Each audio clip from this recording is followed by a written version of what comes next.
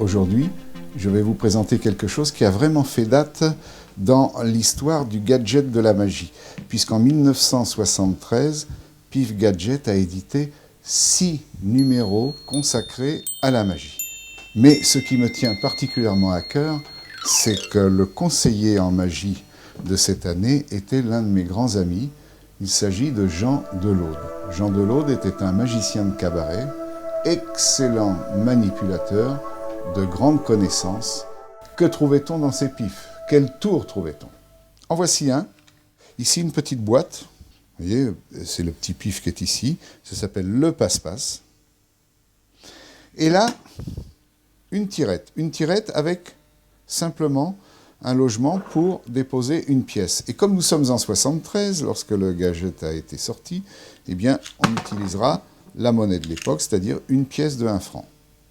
La pièce de 1 franc à l'intérieur, et vous allez voir un miracle se produire, car nous sommes maintenant bien, à l'époque de l'euro. Et si je retire ici, à la place de la pièce de 1 franc, il y a 1 euro, évidemment ici rien, et à l'intérieur, absolument rien non plus.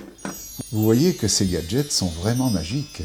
Et si l'on veut s'amuser encore un peu, on peut peut-être essayer de faire autre chose. L'euro. Ah, ici dans ma main, quelques passes magiques, et là, l'euro disparaît. Mais en remettant de nouveau à l'intérieur, quelques passes magiques, pif, c'est magique, et immédiatement, l'euro revient.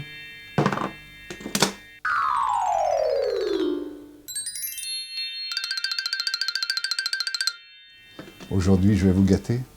Je vais vous expliquer comment cela fonctionne. Vous déposez une pièce dans la glissière. Vous constaterez qu'ici, il y a un trou, là, un trou. Mais d'un certain côté, c'est-à-dire de cette façon-là, il ne se passe rien. La pièce reste. Par contre, si vous retournez la glissière, je vais le faire tout doucement, je ne vais pas l'appuyer à fond, vous allez comprendre. J'appuie. En appuyant, vous constatez qu'au milieu, il y a quoi?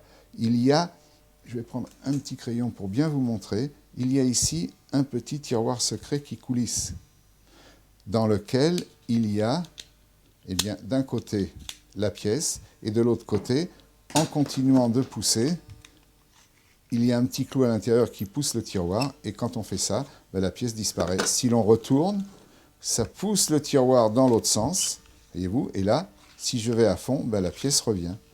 Donc si maintenant je mets une pièce de 1 euro ici, je retourne, la pièce de 1 euro va disparaître, je ressors, bien montrer qu'il n'y a rien ici, bien montrer qu'il n'y a rien là, je mets la pièce de 1 franc, je retourne et la pièce de 1 franc va se transformer, puisque c'est l'autre côté qui va apparaître, va se transformer en euros.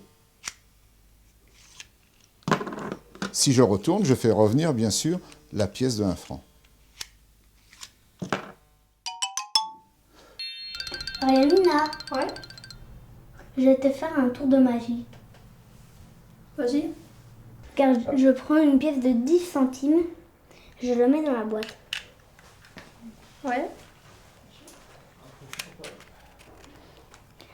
Acadabra, Acadabra. Ah, une très joli. pièce de 1 franc. Ah ouais, salut. Attends, c'est ma pièce!